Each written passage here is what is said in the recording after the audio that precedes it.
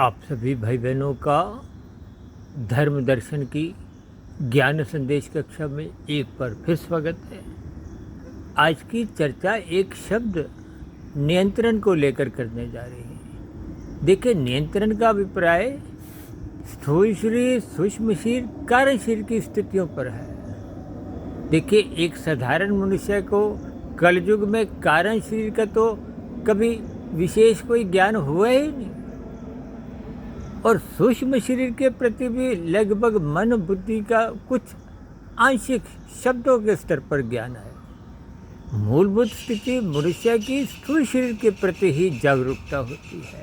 स्थूल शरीर के प्रति ही जब जब कुछ भोगमय स्थितियाँ होती हैं, रोगमय स्थितियाँ होती हैं, तो अक्सर इन सभी दुखों से बचने के लिए मनुष्य स्थूल शरीर पर कुछ नियंत्रण रखता है। देखिए, जब जब रोग विकृत हो जाता है तो डॉक्टर के कहने से भी आप कुछ खाने पीने का परहेज करना आरंभ कर देते हो। स्वास्थ्य बिगड़ने लगता है तो मनुष्य सुबह जल्दी उठकर कुछ व्यायाम की स्थितियाँ, सैर की स्थितियाँ ये भी अपने जीवन में अपनाने लगता है। लेकिन इन सब के पीछे उसका मूल कारण विषय भोगों की आसक्ति है। यानी कि स्थूल शरीर को स्वस्थ रखने का जो एक कारण है वो उसकी विषय भोगों में आसक्ति के कारण है, जबकि मन बुद्धि में उसका चिंतन निरंतर बना रहता है।